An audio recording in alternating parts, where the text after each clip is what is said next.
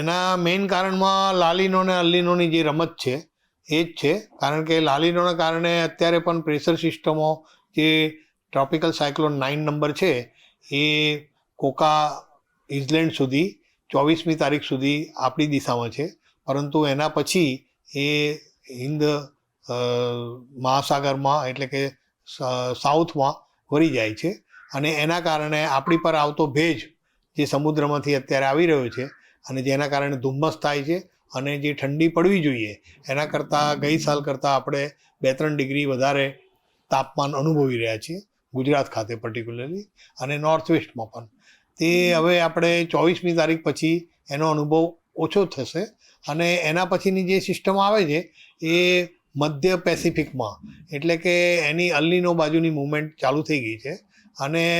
એ જ્યારે આપણે America side પર જશે ત્યારે એ અલ્લીનો ફૂલ ફ્લેજમાં આવશે અને અત્યારે જે લાલીનો 70% છે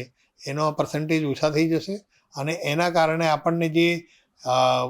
હિમાચલ પ્રદેશ પરથી જે વેસ્ટર્ન ડિસ્ટર્બન્સના કારણે સ્નોફોલના ઠંડા પવનો આવતા હોય છે એ જે રોકી રાખ્યા છે જે આ ભેજને કારણે ધુમ્મસને કારણે એ ઓછા થઈ જશે. તો લાગે છે કે 24 પછી ઠંડીનું પ્રમાણ છે તે વધી જશે. 24 પછી ડેફિનેટલી ઠંડીનું પ્રમાણ વધશે કારણ કે જે હિમવર્ષાના પવનો છે એને જે રોકી રાખતા પરિબળોમાં ભેજ અને ધુમ્મસ એ બંને ધીરે ધીરે ઓછા થઈ જશે અને આપણે 31 સુધીમાં અનુભવ કરશું કે કદાચ ધુમ્મસ આછું રહે અથવા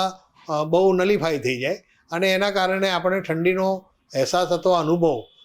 વધારે પ્રમાણમાં થશે કે જે અત્યારે નથી થઈ રહ્યો. નવા વર્ષની શરૂઆત કેવી રહેશે? નવા વર્ષની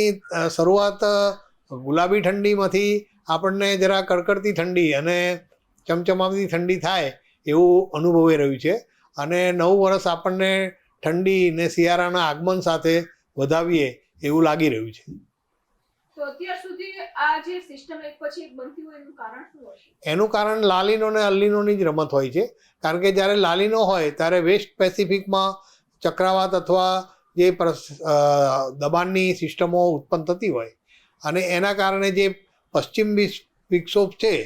કે જે WD કહેવાય છે વેસ્ટર્ન ડિસ્ટર્બન્સ, એની અસરો આપણને પર જે થવી જોઈએ એ નથી થતી અને એ જ્યારે ચક્રાવાત અને જે દબાણની સિસ્ટમો એનું જ્યારે ફેરફાર ઈસ્ટ પેસિફિક એટલે કે અમેરિકાની સાઈડ થવા માંડે અથવા મિડ બાજુ જવા માંડે ત્યારે આપણને એની અસરો વધારે થાય છે અને વેસ્ટર્ન ડિસ્ટર્બન્સની જે ફૂલ ફ્લેજ હિમવર્ષાની ઠંડી અનુભવવી જોઈએ એ પૂરા ભારત વર્ષમાં અનુભવાશે.